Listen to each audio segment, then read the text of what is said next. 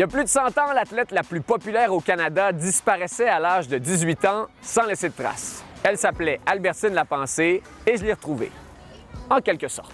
L'histoire se déroule en 1916 et 1917. On est durant la Première Guerre mondiale et beaucoup d'hommes sont partis se battre en Europe.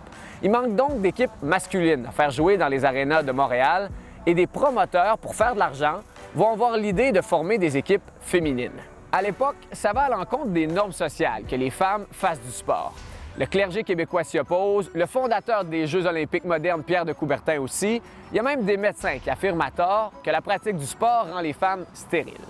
Mais une fois formée, la Ligue des Dames de l'Est devient un succès instantané. À Montréal, ça devient l'attraction numéro 1, l'instant de 2 hivers. Cette immense popularité est due à une joueuse prodigieuse, une franco-ontarienne de 17 ans du nom d'Albertine Lapensée. En 2 saisons, Albertine ne sera jamais battue. On a beau lui opposer des équipes étoiles, elle est tout simplement trop forte, allant même jusqu'à marquer 16 buts dans un même match. Tout ça fait d'elle une grande vedette, mais aussi une figure controversée. Au début de sa carrière, on va la soupçonner d'être un homme déguisé en femme pour éviter de joindre l'armée.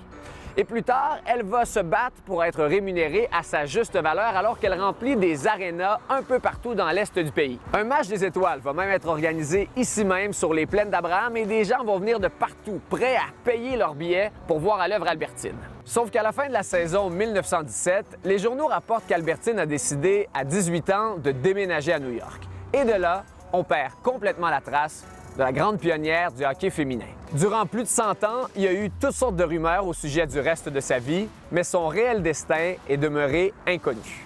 Après des mois à enquêter sur le sujet, j'ai maintenant des réponses. Suivez-moi entre Montréal, Cornwall, Ottawa et New York sur les traces d'Albertine Lapensée et éventuellement celle d'Albert. Un récit sur l'héroïne oubliée du sport féminin canadien à lire sur le site web de Radio-Canada.